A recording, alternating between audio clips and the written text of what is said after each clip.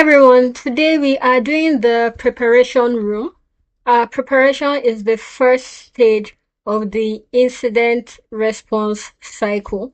So it goes preparation, identification or detection and analysis, containment, eradication, recovery, and lessons learned or post-incident activity. It depends on the framework you're using, but the cycle is basically the same. I don't want to dwell on this room for too long. So I'm going to suggest that you read the notes on your own. It's really easy to understand and very straightforward. Just to give a brief explanation, the preparation stage is where you take practice steps to guard against attacks. For instance, creating allow lists, block lists, setting up firewalls, and things like that. So let's go into the room. I'm ready to start. Okay, we can see here preparation. You are here. Yeah, this is where we are. So this is what this room is about. So this is preparation, detection and analysis, containment, eradication and recovery, post-incident activity. That's for this framework. Okay, check. What is incident response? So like I said, I don't really want to dwell on this room, so I suggest you really read this on your own, read to understand. And if you have any questions, you can ask in the comment section. I'll be happy to answer you. So okay, let's just run through this. An event is any observable occurrence, so it doesn't have to be an attack, just anything that happens is an event. And an alert is a notification triggered by a security tool indicating something that may require attention. And an incident is when an event proves to be an attack. Alright, so an event is just anything that happens, but if it's an attack, if you've triaged and you realize this is an attack, then that becomes an incident. I hope that's clear enough. So let's go to the questions. What is declared after a threat is confirmed? Incident. Next question. What must be completed on an alert before the IR process can formally begin? Alert triage. Now, IR frameworks. So this is the most commonly used framework for incident response. So the phases are preparation. That's where you do all the proactive work, preparing, defining policies, deploying detection tools and all of that. Then the next stage is detection and analysis. That's where you identify potential incident, you triage alerts, and you analyze them to confirm whether an incident has occurred or not. Containment, eradication, and recovery. Now, this stage is just as it says. You contain, you eradicate, and you cover. So basically, you contain the threat so it doesn't spread. Then you eradicate it. That means you remove the attack. And then recovery, you try to restore systems to normal operations. And finally, post-incident activity. So this covers the lessons learned. So what did we do wrong? What are we supposed to do? How did they get in? What can we do to ensure this doesn't happen next time? And then you implement again in the preparation state, and it's on and on like that. So as we see here, it says here that the post-incident activity feeds back to preparation. That's just what I explained. Now let's go to the questions. How many phases does this framework have? That's 4, as we see here. Then, according to the framework, what phase follows containment, eradication, and recovery? That would be post-incident activity. So moving on to the next part.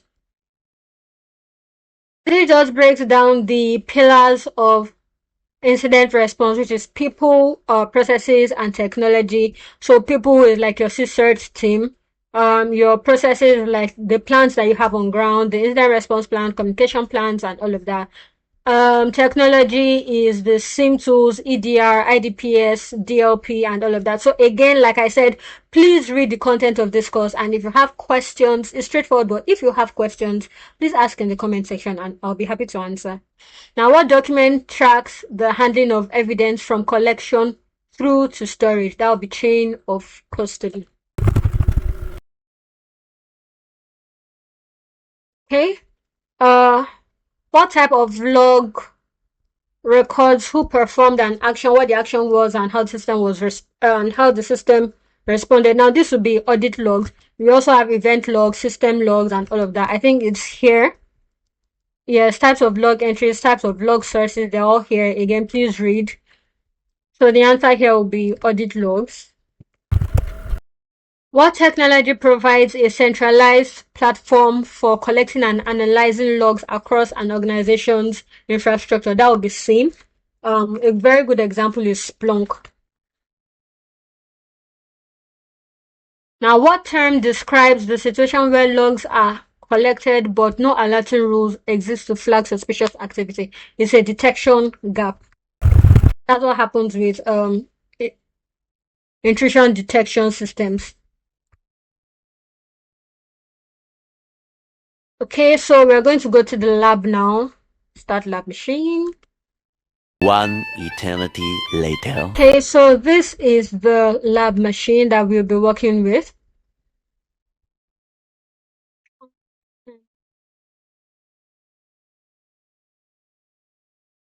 Now we have a folder on the desktop, Nexus folder, and so let's see what's in it. So here it says that these are the documents we are going to be using. So we should use the documents and the local security settings to answer the questions. Now here it says, according to the asset inventory, what is the IP address of the mail server? So we're going to open asset inventory. And we're looking for the IP address of the mail server. So we're going to go through the documents.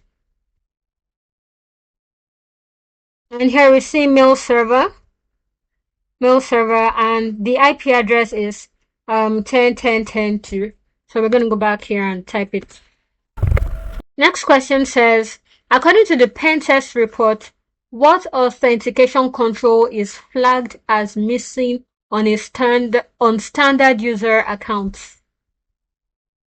So we're going to check the pen test report.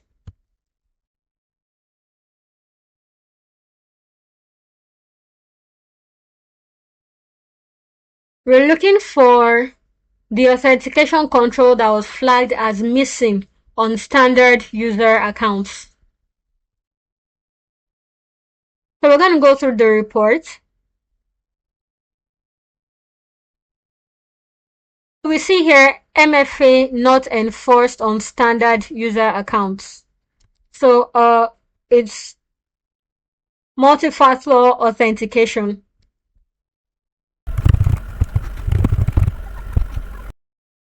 Now the next question says, according to the pen test report, how many high severity findings were identified? High severity. We see here the findings summary, high, 2. So the answer is 2.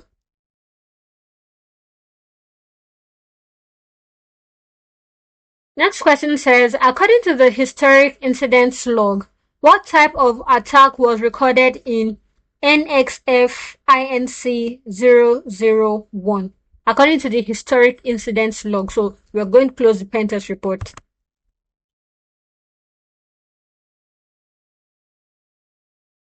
What are we looking for? The type of attack recorded in NXF INC 001. Okay, this is the incident and the type of attack is phishing campaign. So that's the answer. Now here it says, what is the minimum password length configured on this workstation? So I think this is where we use the local policy. Oh, sorry, password policy in local security policies. That's what the hint says. So we're going to go.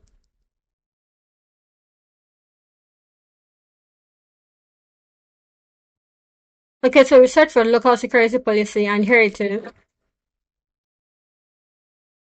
And we're looking for the password policy for, okay, minimum password length configured on this workstation. So we're going to go to the account policy. Okay, here it says account policy, password and account lockout policies. So we're going to check the account policies. Password policy.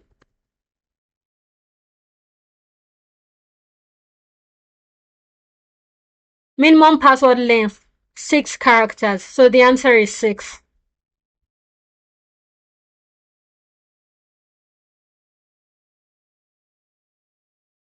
Now here it says, what is the audit setting configured for the audit account logon events? Again, we're going to use the local, like the hint says, we should check the audit policy and the local security policies.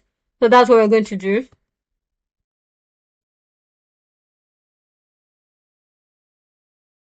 Here we see, so we're back to the security settings, and here we see local policies, and description is auditing user rights and security options. So that's what we're looking for. Audit policy. Or what's the question? The audit setting configured for audit account logon events. So here we see audit account logon events. The security setting is no auditing. So that's the answer. The last part, in conclusion, we've learned about the preparation phase that happens before the incident, and now we're ready for the detection and analysis. So that's the end of the room. I hope this walkthrough was useful, and I'll see you in the next one.